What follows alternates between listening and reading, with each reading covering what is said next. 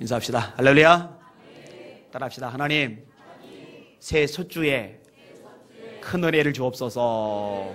아멘. 옆 사람 모시고 축복해 주세요. 새해 복 많이 받으십시오. 아멘.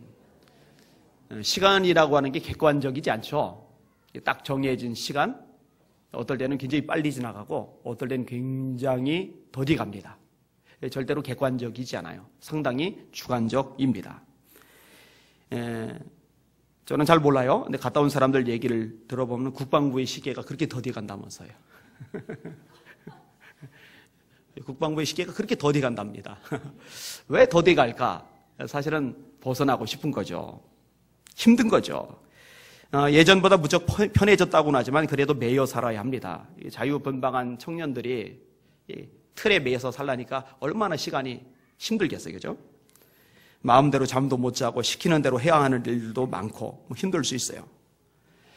게임을 좋아하는 사람들이 게임 같은 거를 하면은요, 시간 굉장히 빨리 갑니다. 1시간, 2시간 아무것도 아닙니다. 3시간, 4시간도 아무것도 아닙니다. 이 중독이 된 사람들 같은 경우는 밥을 걸러가면서 하잖아요.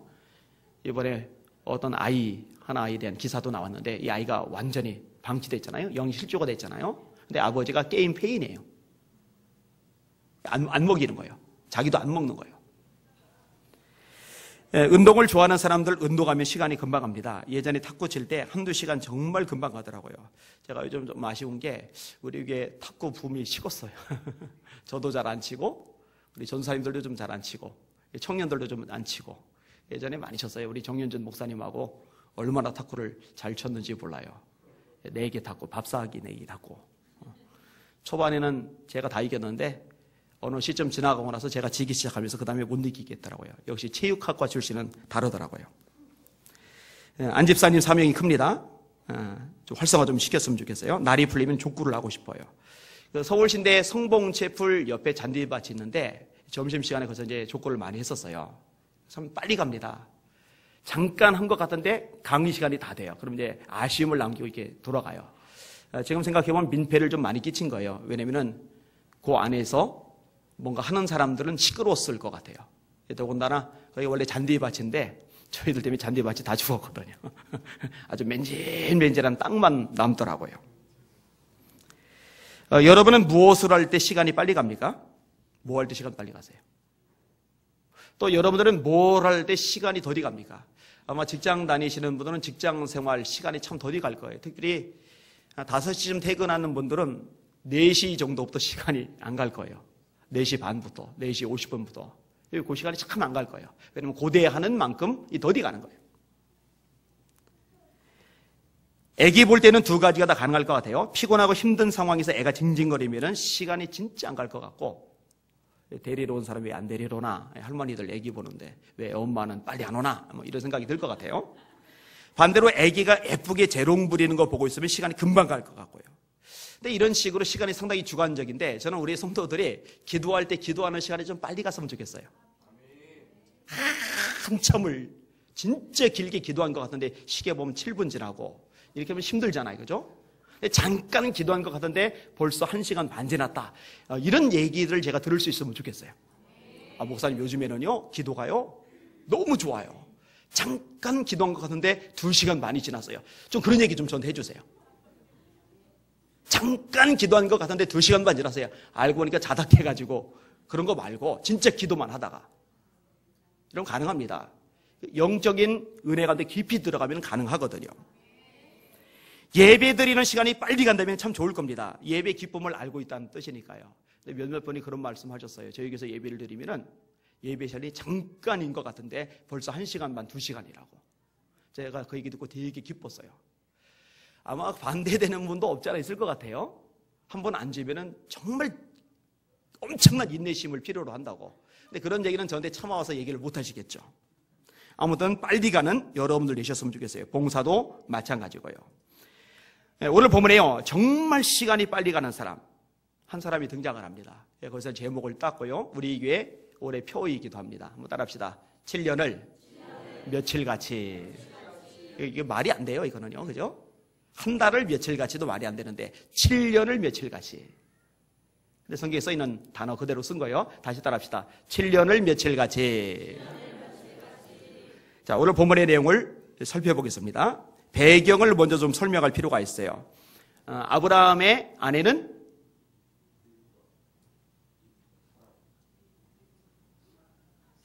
사라죠, 사라.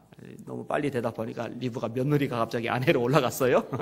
그렇게 되면 안 돼요. 폐륜이 되는 거예요. 아브라함의 아내는 사라예요, 사라. 그 다음에 아브라함과 사라 사이에서 태어난 아들이 이스마엘 빼고 이삭이에요. 이삭의 아내가 리브가입니다. 리브가와 이삭 사이에 태어난 아들이 에서와 야곱입니다. 근데 에서와 야곱이 태어날 때부터 실갱이를 벌이죠. 둘이는 원래 쌍둥이입니다.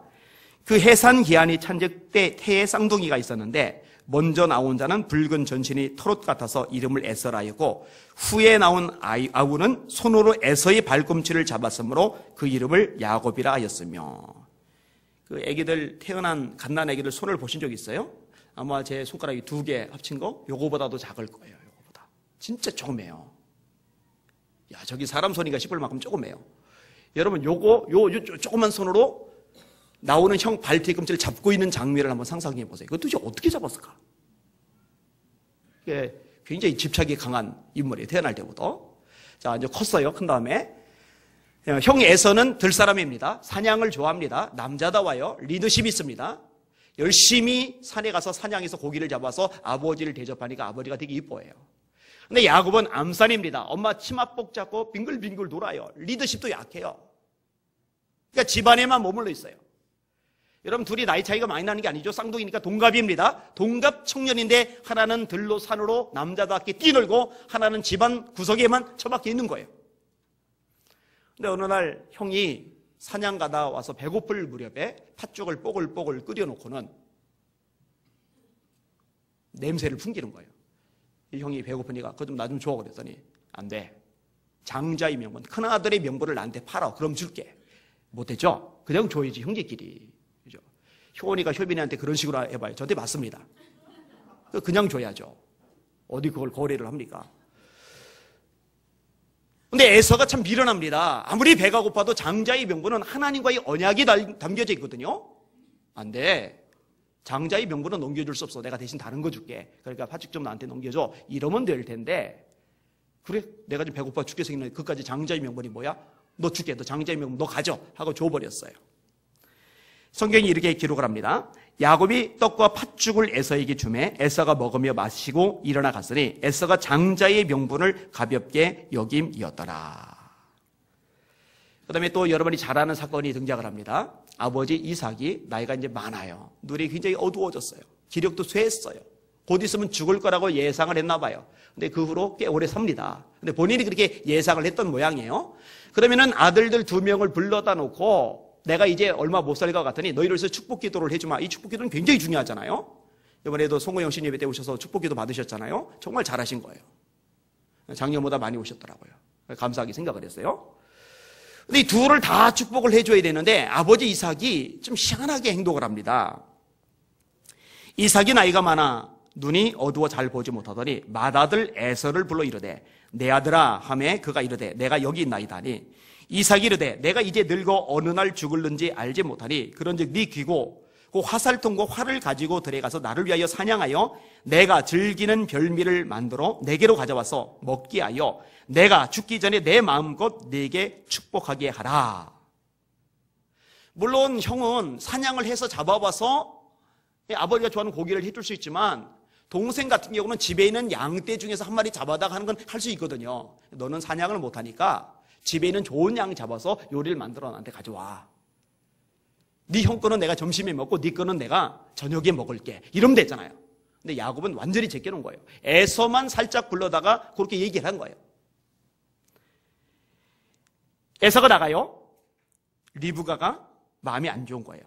리브가가 그의 아들 야곱에게 말하여 이르되 네 아버지가 네 형 에서에게 말씀하시는 것을 내가 들으니 이르시기를 나를 위하여 사냥하여 가져다가 별미를 만들어 내가 먹게 하여 죽기 전에 여호와 앞에서 네게 축복하게 하라 하셨으니 그런즉 내 아들아 내 말을 따라 내가 네게 명하는 대로 염소 떼에 가서 거기서 좋은 염소 새끼 2마리를 내게로 가져오면 내가 그것으로 네 아버지를 위하여 그가 즐기시는 별미를 만들리니 네가 그것을 네 아버지께 가져다 드려서 그가 죽기 전에 네게 축복하기 위하여 잡수시게 하라.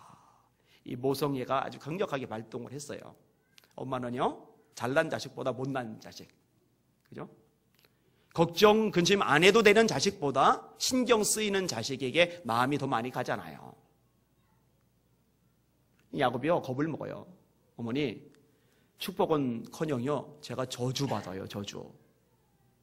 우리 쌍둥이지만 피부가 달라요. 저는 매끈매끈한 피부고 형은 털이 많아요. 저 저주받아요. 어머니가, 그럼 그 저주는 내가 다 받을게. 너는 내가 시키는 대로 해. 그래서 털 같은 거 갖다가 이 털을 만들어주고, 또 아버지 앞은 잘 못 보지만 코가 예민하잖아요. 냄새로 분별할 것 같으니까 형이 입는 옷 중에 좋은 것 갖다가 야곱에게 입혀주고, 그리고 이제 가게 하는 거예요. 근데 이제 냄새를 맡아보니까 맞아요. 피부를 만져보니까 맞아요. 눈은 어차피 잘 안 보이니까 구분을 못해요. 근데 소리가 쌍둥이지만 조금 미묘하게 다르잖아요. 소리가 좀 뭔가 어색한 거예요. 그러니까 확인하잖아요. 너 정말 애서 맞냐? 거짓말이에요. 예, 맞습니다. 이것도 잘못한 거죠. 아무튼 여기까지 되니까 더 이상 구분을 못하고 이삭이 열심히 복을 빌어줍니다. 그리고 야곱이 나갔어요. 그리고 에서가 들어옵니다. 이삭이 야곱에게 축복하기를 마침에 야곱이 그의 아버지 이삭 앞에서 나가자 곧 그의 형 에서가 사냥하여 돌아온지라. 그가 별미를 만들어 아버지에게로 가지고 가서 이르되 아버지여, 일어나서 아들이 사냥한 고기를 잡수시고 마음껏 내게 축복하소서. 그의 아버지 이삭이 그에게 이르되 너는 누구냐? 그가 대답하되 나는 아버지의 아들 곧 아버지의 맏아들 에서로소이다. 이삭이 심히 크게 떨며 이르되, 예전에 어른 목사님 한 분이 설교를 할 때 좀 잘못 설교를 하셨어요. 이삭이 아무려면 자기 아들들인데 에서하고 야곱을 구분도 못하고 복을 빌어줬겠느냐. 알았지만 그 정성이, 그 노력이 가상해서 그렇게 복을 빌어준 거다. 근데 그거 아닙니다. 왜 아니에요? 다시 읽을게요. 이삭이 심히 크게 떨며 이르되 그러면 사냥한 고기를 내게 가져온 자가 누구냐? 알았다는 얘기예요? 몰랐다는 얘기예요? 모르죠. 알았으면 심히 떨 리가 없어요. 이삭아 지금 막 깜짝 놀란 거예요. 막 부들부들 떨리는 거예요. 막. 도대체 이게 누구냐? 네가 오기 전에 내가 다 먹고 그를 위하여 축복하였은즉 그가 반드시 복을 받을 것이니라. 따라합시다. 그를 위하여 축복하였은즉 그가 반드시 복을 받을 것이니라. 이렇게 축복기도 받는 거, 이건 성경에서 굉장히 강조가 많이 되고 있어요. 아버지가 아들에게로, 또 제사장이 백성들에게로, 또 목회자가 성도에게 축도해 주잖아요. 또 기도를 해 주잖아요. 이 의미가 상당히 있는 내용들이에요. 에서가요, 일을 갑니다. 일을 갈아요. 그의 아버지가 야곱에게 축복한 그 축복으로 말미암아 에서가 야곱을 미워하여 심중에 이르기를 아버지를 곡할 때가 가까웠은즉, 뭔 말이에요? 아버지께서 돌아가실 때가 가까웠은즉 아버지가 돌아가시면 내가 내 아우 야곱을 죽이리라. 근데 이걸 엄마가 알았어요. 리브가 알았어요. 여러분 둘 다 사랑하는 아들인데 큰아들이 작은아들 죽이는 것을 어떻게 봅니까? 그래서 야곱을 피신시켜요. 그리고 피신시켜서 도착하게 되는 장면이 오늘 본문의 시작점입니다. 자, 도착을 했어요. 1절을 같이 해보겠습니다. 짧게 같이 읽어가면서 건너갈게요. 시작. 야곱이 길을 떠나 동방 사람의 땅에 이르러. 이제 본문에서 드러납니다만 이 도착한 곳이 어디냐? 야곱의 어머니가 리브가입니다. 리브가의 오빠가 누구냐? 라반입니다. 그러니까 엄마의 오빠, 외삼촌이 사는 그 지역에 도착을 한 거예요. 이 동방 사람의 땅이 바로 그곳을 말하는 겁니다. 근데 야곱은 아직 그것을 알지 못해요. 왜냐하면 생전 처음 가본 곳이니까. 친척 간의 왕래가 있었던 것이 아니니까. 처음 가봤으니까. 자, 들에 우물이 있어요. 2절과 3절을 읽을게요. 시작. 본즉 들에 우물이 있고 그 곁에 양 세 떼가 누워 있으니 이른 목자들이 그 우물에서 양떼에게 물을 먹임이라. 큰 돌로 우물 아귀를 덮었다가 모든 떼가 모이면 그들이 우물 아귀에서 돌을 옮기고 그 양떼에게 물을 먹이고는 우물 아귀 그 자리에 다시 그 돌을 덮더라. 우물이라는 거는요, 우리나라에서는 별 영양가가 없어요. 수돗물이 어디서나 나오니까. 근데 이 당시에 우물은요, 보물입니다. 재산입니다. 왜냐면 물이 너무나 귀하거든요. 그리고 땅을 판다고 아무 데서나 물이 나오는 게 아니거든요. 그래서요, 그 지역에 있는 주민들이 우물 하나를 가지고 공동으로 사용하는 경우가 많아요. 오늘 본문의 우물도 이제 그런 우물입니다. 돌로 덮어놓은 이유가 뭐냐? 다른 가벼운 것으로 덮어놓으면요, 바람이 세게 불 때 날아가 버리면 먼지나 모래 같은 것들이 그 물에 빠지거든요. 그럼 물을 마실 수가 없잖아요. 그러니까 이제 돌로 덮어놓고 사람들이 모였을 때 그 돌을 낑낑대면서 옮겨내고 물을 길어서 마시고 다시 그 돌을 덮어놓고 이런 구조로 되어 있는 거예요. 그 우물이 있는 곳에 야곱이 지금 도착을 한 겁니다. 자, 마침 사람들이 와요. 이 사람들과의 대화가 시작이 됩니다. 4절, 5절, 6절입니다. 시작. 야곱이 그들에게 이르되 내 형제여 어디서 왔느냐? 그들이 이르되 하란에서 왔노라. 야곱이 그들에게 이르되 너희가 나홀의 손자 라반을 아느냐? 그들이 이르되 아노라. 야곱이 그들에게 이르되 그가 평안하냐? 이르되 평안하니라. 그의 딸 라헬이 지금 양을 몰고 오느니라. 아멘. 여러분, 지금 라반의 딸인 라헬이 양을 몰고 온다는 소식을 야곱이 들었을 때 야곱의 마음이 얼마나 기뻤을까 생각을 해보세요. 그리고 긴장도 좀 풀렸을 거예요. 안도의 한숨이 저절로 나왔을 거예요. 제가 효빈이를 데리러 말레이시아에 갔을 때 일입니다. 그때 이제 7살 무렵에 친구 선교사님에게 보냈거든요. 3개월간. 근데 공항에서 비행기를 타고 쿠알라룸푸르 공항에 도착을 해요. 그럼 거기서 제 친구 선교사님의 마중을 나오는 게 아니라 거기서 다시 뭔가를 타고 이동을 해서 거기서 다시 비행기를 타고 꾸안탄까지 가요. 그러니까 이 모든 이동 과정 속에서 한글은 안 통합니다. 전부 다 영어를 써야 돼요. 여러분, 저는 쓰는 거는 곧잘 해요. 읽는 것 뭐 쉬워요. 어렵지 않아요. 그런데 제가 어릴 때는 해와 이 말하는 걸 제대로 배운 적이 없어요. 그래서 저는 말하고 듣는 걸 잘 못해요. 얼마 전에 미국 갔을 때도요, 제가 열심히 정확한 문법을 써가지고 말을 하는데 그 정확한 문법을 미국인들이 못 알아듣더라고요. 이게 문법하고 발음하고는 상관이 별로 없는 거죠. 그죠? 그래서 띄엄띄엄 겨우겨우 이제 얘기를 했는데, 그런 식으로 이제 물어물어 가는데요. 긴장되더라고요. 왜냐면은 아차하고 그 비행기역 타는 데와 비행기 타는데 그 사이에 이게 전철 같은 걸로 왔다 갔다 하는데 그거 잘못하면은요 놓치잖아요. 비행기 잘못하면은 골치 아프잖아요. 그리고 마침내 이제 꾸안탄에 도착을 하고 친구 모습이 보이고 효빈이 모습이 보이는데요. 와, 그렇게 마음이 안도가 되더라고요. 여러분, 그게 전부 몇 시간 걸렸을까요? 전부 해봐야 7시간이 안 돼요.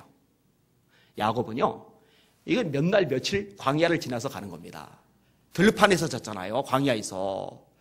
베개 없으니까 돌 깔아놓고 그냥 퍼디기 같은 거 덮고서 떨리면서 울면서 잤잖아요. 그렇게 자고 걷고 또 자고 걷고. 음식 어디 있어요? 뭐 가는 곳곳마다 뭐 24시 편의점 있어요? 그런 거 없어요. 자기가 휴대용으로 들고 다니던 음식을 까서 먹으면서 그렇게 걷다가 자다가 가는 거예요. 뭐 지금처럼 포장되어 있는 도로입니까? 아니에요. 그냥 길이라고 생각되는 거 찾아가는 거예요. 많은 사람이 밟고 지나간 그거 찾아가는 거예요. 그래서 도착을 했는데 이 도착한 여기가 어딘지도 잘 몰라요. 지도가 어디 있어요, 그죠? 요즘은요, 휴대폰, 스마트폰 하나면은요, 내가 어디 있는지 다 알아요. 다 떠요. 세계 지도까지 다 뜨잖아요, 그죠? 구글 지도 보세요. 다 떠요, 다 떠요. 그 당시에 그게 어디 있어요? 그런데 잘 도착한 거예요. 근처에 라반이 있는 거예요. 그 라반의 딸 레아가 양을 몰고 지금 이 우물가로 오고 있대요. 다행이다. 이런 상황이 되는 거죠. 자, 드디어 라반을 만납니다. 9절 봅시다. 시작. 야곱이 그들과 말하는 동안에 라헬이 그의 아버지의 양과 함께 오니 그가 그의 양들을 치고 있었기 때문이더라. 이때는요, 뭐 여자나 남자나 이제 구분할 것 없이 이제 여자들도 양을 쳐요.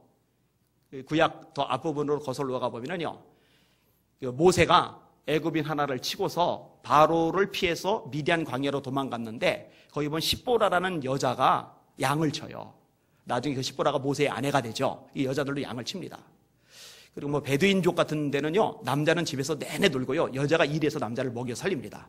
그래서 예전에 그 베두인족 얘기를 하면서 한국에서 일하기 싫은 남자들은 그 부족으로 옮겨가면 편할 거라고 이제 그런 얘기하면서 웃었던 적도 있어요. 그러니까 이게 시대마다, 지역마다 이 문화, 풍토에 따라서 이제 각기 다른 거죠. 남자들만 양을 치는 게 아니에요. 여자들도 양을 치는 거예요. 그런데 라헬이 그 양을 몰고서 지금 이 우물가로 왔어요. 야곱이 얼른 물을 먹입니다. 10절을 읽을게요. 시작. 야곱이 그의 외삼촌 라반의 딸 라헬과 그의 외삼촌의 양을 보고 나아가 우물 아귀에서 돌을 옮기고 외삼촌 라반의 양떼에게 물을 먹이고. 자, 이 무거운 돌을 야곱이 낑낑대며 옮겨줘요. 라헬이 딱 지금 도착했는데 야곱이 지금 서로 소개도 하지 않은 상태에서 이 돌을 옮겨준 거예요. 그러더니 서로 소개도 하지 않은 상태에서 야곱이 우물물을 막 길어요. 끙끙대고 길어요. 그러더니 양에게 먹여요. 물이 떨어지니까 다시 또 길어요. 먹여요. 라헬이 이걸 보면서 고맙죠. 고맙기는. 힘 안 드니까 이제. 근데 좀 이상했을 거예요. 이 남자가 도대체 뭐지? 생전 처음 보는 남자인데, 이 동네 이 지역에서 본 적이 없는 남자인데, 근데 왜 내 양떼들에게 이렇게 물을 주는 거지? 퀘션 마크가 계속 아마 좀 생기는 중일 거예요. 근데 야곱이 계속 그렇게 해요. 근데 더 놀라운 일을 겪습니다. 11절. 이게 오늘의 문화로는 이해할 수 없는 구절인데, 시작. 그가 라헬에게 입 맞추고 소리내어 울며. 이해 안 되죠? 생전 처음 보는 처녀 종각인데 이 남자가 여자를 위해서 양떼에 물을 길어주더니 갑자기 입을 맞춘 거예요. 요즘 이렇게 하면 큰일 납니다. 감옥 갑니다. 입 맞춤만 감옥 가는 게 아니에요. 볼 이렇게 이쁘다고 이거 잘못 쓰다듬어줘도 그것도 감옥 갑니다. 지금 요즘 무서워졌어요. 조심하셔야 돼요. 여자애들, 꼬마애들, 초등학교 애들 이쁘다고 함부로 볼 이렇게 만지지 마세요. 조심해야 돼요. 입 맞췄다. 이거는 교도소 갈 거 맞죠, 그죠? 이거 이상하다. 어떻게 이럴 수가 있지? 근데요, 여러분 그 당시 문화하고 지금 우리 문화하고는 달라요. 여러분 제가 여러분들께 악수를 하잖아요. 악수를. 근데 이 악수하는 것을요 아주 충격적으로 받아들인 문화 속에 사는 사람들도 있어요. 어떻게 남자가 여자하고 악수를 하느냐. 좀 이슬람권 지역은요 아주 심각한 거 아시죠? 이거 히잡.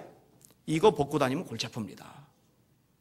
낯선 남녀끼리 이렇게 가까이 지냈다고? 근데 거기 그 참 고약한 게, 그럴 경우 남자는 제외고 여자만 처벌을 받아요.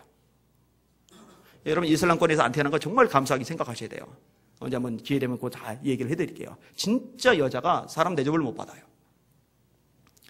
근데 이제 근동 지역에서 입 맞추는 것은 지금 우리나라에서 악수하는 것이나 마찬가지예요. 자, 조금 내용을 읽어드릴게요. 데살로니가전서 5장 25절 26절인데, 형제들아 우리를 위하여 기도하라. 거룩하게 입맞춤으로 모든 형제에게 문안하라. 따라합시다. 거룩하게 입맞춤으로 모든 형제에게 문안하라. 오, 하나님의 말씀 성경이 기록하고 있네. 이 말씀대로 해야지. 그래서 정섭이가 제 입에다가 입을 맞추면은 제가 가만 놔두겠습니까? 그죠? 그게 아니에요. 그 당시에 문화입니다. 악수하는 거나 마찬가지예요. 남자끼리 포옹하는 거나 마찬가지예요. 한 구절 더 읽어드릴게요. 베드로서 5장 14절 말씀입니다. 너희는 사랑의 입맞춤으로 서로 문안하라. 그리스도 안에 있는 너희 모든 이에게 평강이 있을지어다. 사랑의 입맞춤으로 서로 문안하라.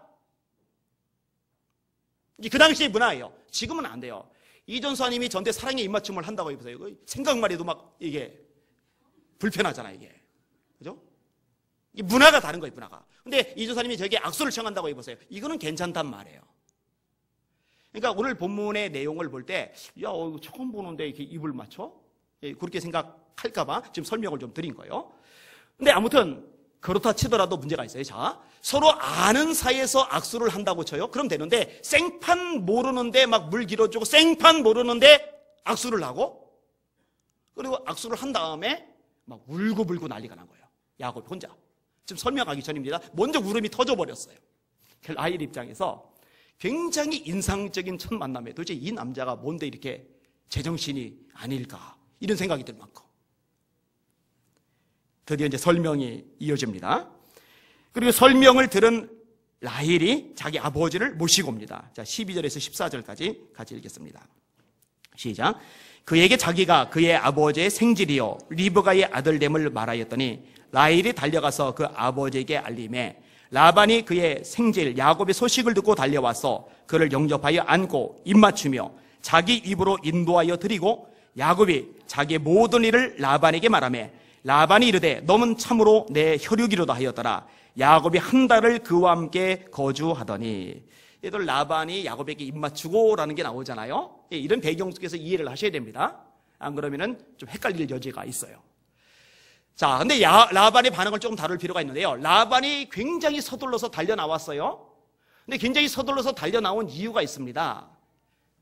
야곱을 정말로 환영하는 게 아니에요. 야곱 자체를 정말로 아끼는 게 아니에요.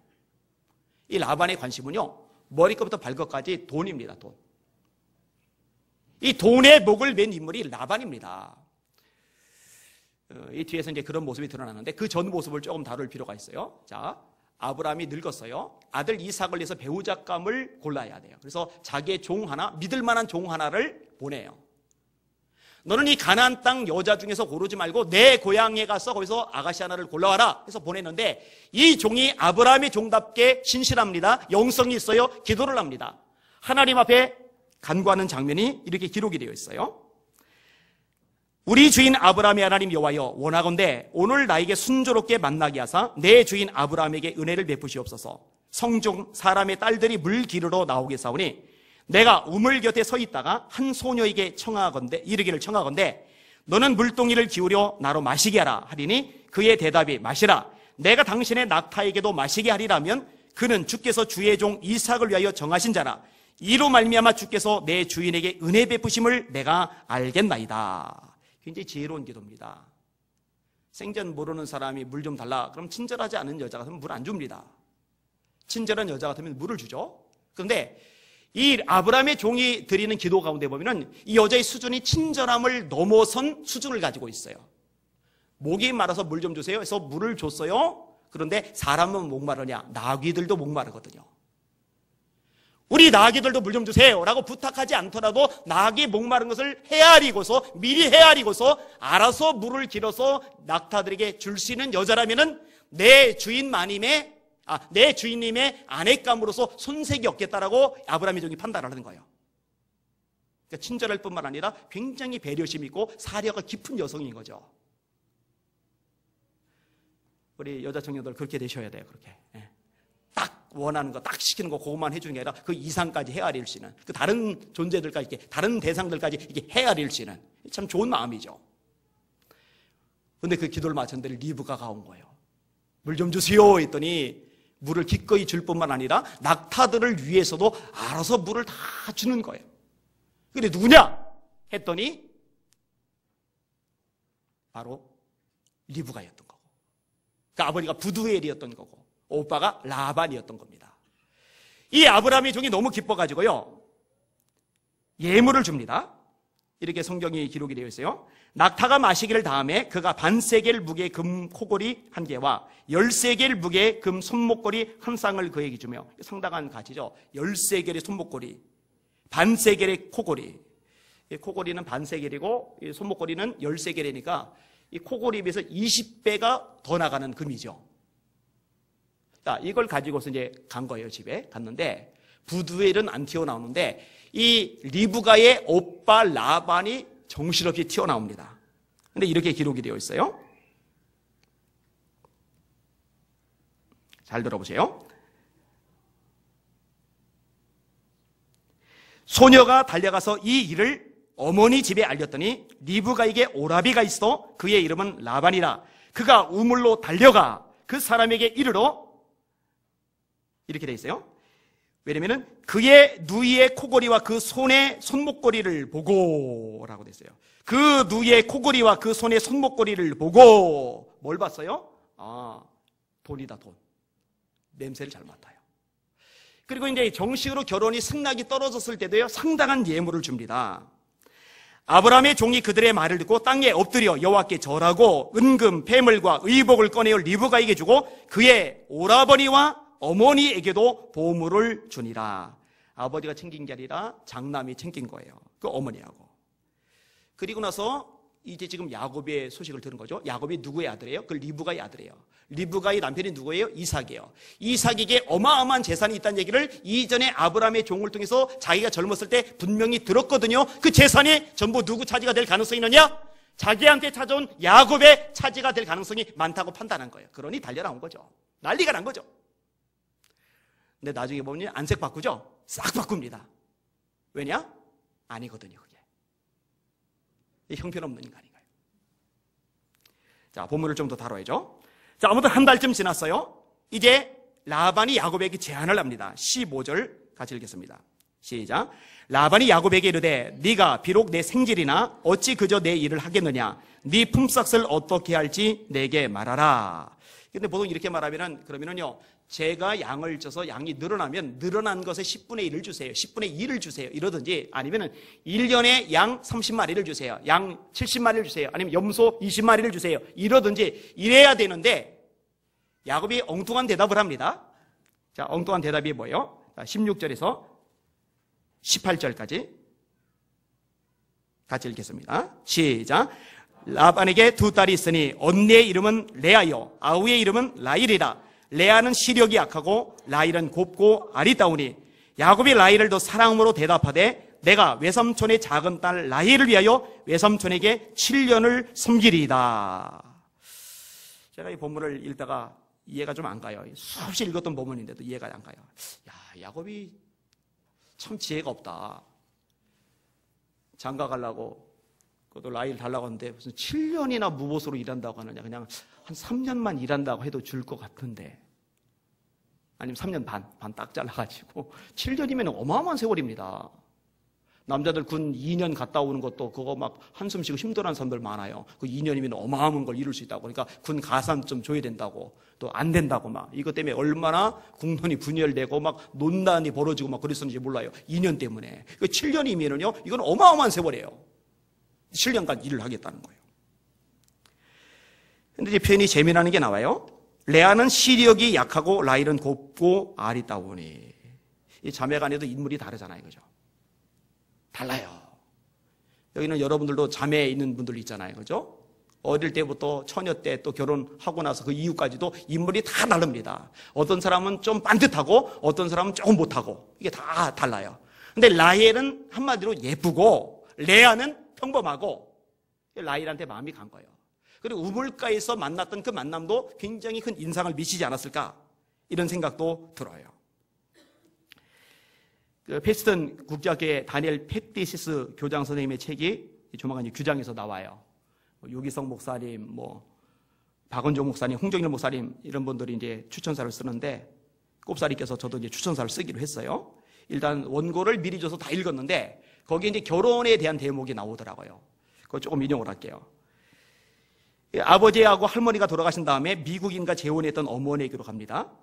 이혼을 하셨었고, 거기서 대학을 다녀요. 그때 이제 미국 방문한 아가씨를 만납니다. 장쯔이를 닮았대요. 장쯔이가 누군지는 모르겠는데 유명한 중국 영화 배우라고 그래요.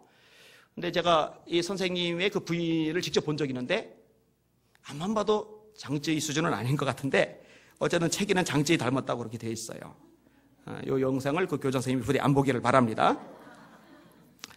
근데 한눈에 반했대요. 근데 대화가 처음부터 성공적이진 않았더라고요. 요즘 한국 날씨는 어떻습니까? 했더니 여자분 대답, 인터넷 검색하면 다 나와요. 인터넷 안 보세요? 그렇게 이제 했더라고요.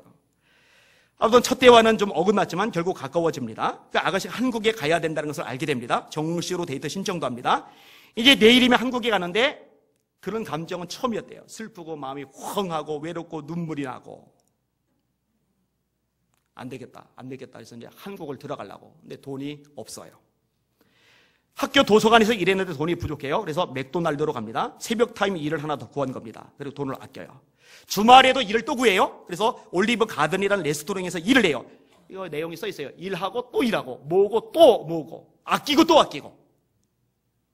이게 먹을 거 안 먹고 쓸 것 안 쓰고, 새벽 알바, 도서관 일, 그 다음에 레스토랑 일까지 해가면서 비행기값 모으려고. 왜? 한 여자를 만나려고. 그 여자 만나려고.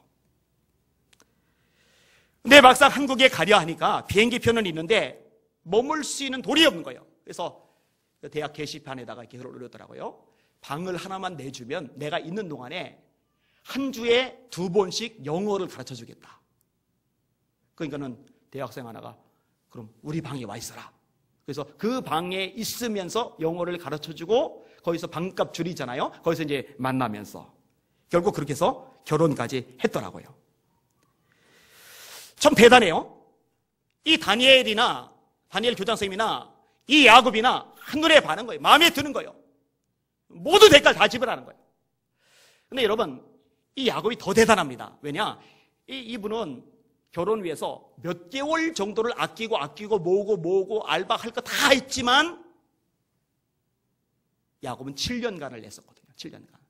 그런데 그 7년을요 마치 며칠처럼 여겼대요. 며칠처럼 여긴 이유가 뭐냐? 딱 하나. 사랑 때문에. 사랑으로 하니까. 자, 마지막 절. 자, 19절, 20절 읽겠습니다. 시작. 라반이 이르되 그를 내게 주는 것이 타인에게 주는 것보다 나으니 나와 함께 있으라. 야곱이 라헬을 위하여 7년 동안 라반을 섬겼으나 그를 사랑하는 까닭에 7년을 며칠같이 여겼더라. 할렐루야. 야, 이런 남자를 만나는 여자가 있다면 정말 괜찮을 것 같아요. 나를 위해서 7년간을 죽을 고생을 해요. 나중에 보면은요, 눈 붙일 겨를도 없이 지냈다고 그래요. 낮에는 더위를 무릅쓰고 밤에는 추위를 무릅쓰고 눈 붙일 겨를도 없이 지냈습니다. 그렇게 7년을 보내는데 그거를 며칠처럼 여길 정도면 대단한 거죠. 정말 대단한 거죠. 왜요? 사랑으로 하니까. 이번에 표를 잡은 게 그겁니다. 여러분, 우리가 주님을 위해서 일을 할 때요, 고된 일, 힘든 일, 마음 상한 일, 때로는 에너지가 너무 많이 들어가요. 때로는 시간이 너무 많이 걸려요. 너무너무 오래 지연돼요. 그런데 마지막까지 그 일을 다 할 수 있는 방법이 딱 하나가 있는데 주님을 뜨겁게 사랑하면 됩니다. 할렐루야. 그 사랑으로 우리가 주님 일을 하자는 겁니다. 그래서 요한복음 21장에 보면요, 예수님이 부활하신 다음에 베드로에게 나타나셔서 딱 한 가지를 물으세요. 네가 여기는 이 사람들보다 나를 더 사랑하느냐? 예, 주님, 제가 주님을 사랑하는 줄 주님이 아십니다. 내 양을 먹이라. 두 번째 또 물으세요. 똑같이. 네가 나를 더 사랑하느냐? 예, 내 양을 치라. 나를 사랑하느냐? 예, 내 양을 먹이라. 왜 그걸 물으셨을까? 간단해요. 주님을 뜨겁게 사랑하면, 정말 뜨겁게 사랑하면 주님이 맡겨진 사명 감당하는 거 아무리 힘들어도 아무리 고대해도 끝까지 감당할 수가 있거든요. 예수님이 말씀하세요. 내가 진실로 내게 이르노니 네가 젊어서는 스스로 띠띠고 원하는 곳으로 다녔거니와 늙어서는 네 팔을 벌리리니 남이 네게 띠띠우고 원하지 아니하는 곳으로 데려가리라. 뭔 말이냐? 베드로가 젊을 때 열심히 설교 다녀요. 말씀을 전해요. 여기저기 돌아다니. 그런데 나이가 많았을 때는 묶이는 거요. 죄수 신분이 되는 거요. 감옥에 갇히는 거요. 매를 맞는 거요. 나중에 처형당하죠. 그런데 그때까지도요, 베드로는 끝까지 주님의 일을 해요. 왜? 주님을 사랑하니까. 이 사랑의 능력입니다. 여러분, 사랑으로 찬양대 합시다. 사랑으로 교사합시다. 사랑으로 구역장, 기관장, 임직원 합시다. 사랑으로 예배자 됩시다. 사랑으로 전도자 됩시다. 사랑으로 기도하는 주님의 종들 되시기를 주님의 이름으로 축원합니다. 글 하나 인용해드리고 마무리할게요. 제가 어제 읽다가 아주 울컥해서 혼났는데, 남편이 떠나고 서재를 정리하다가 그의 강의 노트를 발견했다. 한 여백에 이런 글귀가 적혀 있었다. 내가 태어날 때 나는 울었지만 주위 사람들은 웃었다. 내가 죽을 때 주위 사람들은 울겠지만 나는 웃으면서 그분께 갈 것이다. 자신의 죽음을 예감한 낙서였다. 그 고백을 한 지 사흘 후에 그는 숨이 차오른다면서 담임 목사님에게도 연락을 해달라고 말했다. 그리고는 화장실에 데려가 달라고 했다. 그날도 화장실 변기에 남편을 얹혀놓고 쓰러지지 않게 붙잡고 서 있는데 그 순간 둘만의 시간이 이게 마지막이 되겠구나 하는 생각이 들었다. 그러자 그에게 용서를 빌어야겠다고 생각했다. 그래서 남편 앞에 무릎을 꿇고 말했다. 우리 부부가 산 세월이 12년인데 내가 그동안 스트레스를 많이 줘서 당신이 병에 걸린 것 같아. 그동안 당신의 마음을 아프게 하고 당신의 부모와 형제들에게 잘못했던 것 모두 미안해요. 여보, 날 용서해줘요. 남편이 있는 힘을 다해 나를 끌어안으며 말했다. 용서를 빌 사람은 당신이 아니라 나야. 가난한 집에 시집와서 고생만 했는데 내가 죽고 나면 아이들을 데리고 얼마나 힘들겠어. 이렇게 가는 나를 용서해줘. 우리는 그렇게 서로 용서를 주고받았다. 남편이 말했다. 이 다음에 부활할 때 다시 만나자. 그리고 나자 담임 목사님이 오시고 구급차도 왔다. 우리는 서둘러 예배를 드리고 차에 탔다. 그런데 차가 막 마당을 나서려는 순간 남편이 숨을 크게 한번 몰아쉬더니 눈을 뜬 채 하나님의 품에 안겼다. 나는 그런 그를 흔들며 소리를 질렀다. 여보, 안 돼. 이렇게 가버리면 어떡해. 주님 살려내세요. 죽은 나사로도 나인성 과부의 아들도 회당장 야이로의 딸도 살리셨으니 제 남편도 살릴 수 있잖아요. 남편을 살려내세요. 아빠를 안고 우는 엄마를 보고 딸도 아빠를 끌어안고 울다가 그의 눈을 감기며 내게 말했다. 엄마, 아빠는 죽은 게 아니고 잠자는 거야. 부활할 때 우리는 다시 만날 수 있을 거야. 그러면서 새끼손가락을 내밀며 내게 말했다. 아빠는 죽었지만 엄마는 아빠처럼 병든 사람들을 위해 평생을 바치겠다고 나와 약속해. 그때 목사님이 아이의 말을 듣고 말씀하셨다. 아이의 음성이 아니고 하나님의 음성이라고 여기고 빨리 약속하세요. 나는 마지못해 딸의 손가락에 내 손가락을 걸고 약속했다. 그런데 믿지 못할 일이 벌어졌다. 바로 그때 하나님께서 살아계시다는 게 내게 정말 믿어졌다. 그분이 나를 사랑하신 것 부활이 믿어졌다. 믿음은 선물인 것이다. 장례를 치른 후에 내가 내 딸에게 물었다. 아빠가 죽었을 때 엄마한테 왜 그런 약속을 하자고 했어? 딸이 말했다. 아빠가 죽어가는 몸을 이끌고 전도하는 걸 우리가 봤잖아요. 정말 남편은 병든 몸으로 전도했다. 남편이 말했다. 이대로 죽을 수 없어. 한 영혼이라도 전도하고 죽어야 돼. 나는 어이가 없었다. 그 모습으로 어디에 가서 누구에게 전도하겠다는 거예요. 거울을 봐요. 예수를 믿고 싶다가도 당신을 보면 도망갈 거예요. 병이 다 나으면 전국에 다니며 간증하고 전도합시다. 그러자 남편이 말했다. 병이 다 나은 사람만 전도하고 간증할 수 있다고 생각해? 그렇지 않아. 성경에 때를 얻든지 못 얻든지 복음을 전하라고 하셨잖아. 병든 사람도 전도할 수 있어. 하루는 남편이 병원 전도를 가는데 같이 가주면 안 되겠냐고 내게 부탁했다. 그날 나는 처음으로 남편이 전도하는 걸 봤는데 그가 다인실로 들어가 환자들 앞에 서서 말했다. 여러분, 저를 보세요. 저는 병원에서도 받아주지 않은 직장암 말기 환자입니다. 여러분들은 입원이라도 할 수 있어서 얼마나 다행입니까? 전 지금 기저귀를 차고 있습니다. 하지만 저는 예수님을 믿기에 죽어도 하늘나라에 갈 수 있어 감사하고 또 살아도 감사합니다. 아프면 누구를 의지하십니까? 제가 믿는 예수를 여러분들도 믿기를 바랍니다. 사람들이 어이없다는 표정으로 남편을 쳐다봤다. 혀를 끌끌 차는 소리도 들렸다. 나는 남편을 병원의 복도 끝으로 데려가 말했다. 당신, 지금까지 전도를 이런 식으로 한 거예요? 당신은 전도를 한 게 아니라 하나님의 영광을 가리고 돌아다니는 거라고요. 예수를 믿고 암에 걸린 게 자랑이에요? 전도가 그렇게 하고 싶으면 다 낫거든 해요. 남편이 말했다. 이 세상에서 가장 큰 힘은 진실함이야. 진심으로 사람들에게 복음을 전하고 싶은 간절한 마음만 있다면 내 모습 이대로 하나님께서 사용하실 거야. 그러니 다시 한번 가보자. 죽어가는 사람의 소원이다. 그래서 나는 마지못해 병원 전도에 끌려다녔다. 그런데 기적이 일어났다. 가련동에 있는 한 병원에 우리가 3번째로 방문했을 때 어떤 아저씨가 남편에게 말했다. 선생님 또 오셨어요? 이제 그만 오세요. 지금까지 예수를 믿으라고 많은 사람들이 얘기했지만 전 절대 안 믿었어요. 예수를 믿고 병이 나았다고 해도 부자가 됐다고 해도 안 믿었어요. 그런데 선생님처럼 아프다고 말하면서 전도하는 사람은 처음 봤어요. 그렇게 정직하게 말할 수 있는 사람이 전하는 그 예수는 진짜인 것 같아요. 어떻게 해야 제가 예수 믿을지 저에게 좀 가르쳐 주세요. 남편의 말이 맞았다. 세상에서 가장 큰 힘은 진실함이었다. 영혼을 구원하고 싶은 간절함만 있다면 우리의 모습이 어떠하든지 하나님께서 사용하신다. 그 이후부터 나는 말없이 남편을 따라다녔다. 아이들도 전단지를 만들어 함께 다녔다. 우리에게 총동원 전도주일에 1988년 우리에게 총전도주일에 남편은 기저귀를 차고 비틀거리면서 새신자 46명을 데리고 왔다. 남편은 비록 짧은 생을 살았지만 마지막 순간까지 한 영혼이라도 더 전도하기 위해 안간힘을 쓰다가 떠났다. 하나님께서는 그 믿음을 귀히 여기셔서 그가 떠난 지 26년 넘게 내가 전 세계를 다니면서 그의 믿음을 자랑하게끔 갚아주셨다. 김봉남이라는 분, 세브란스 재활병원에서 일을 하시는 분입니다. 26년 전에 남편을 그렇게 떠나보내고 본인도 절망과 가난 속에 있는 사람들에게 복음을 전하면서 예수 생명을 전하면서 살아오고 있어요. 어떻게 이렇게 살까? 어떻게 이렇게 살까? 예수님을 너무너무 사랑해요.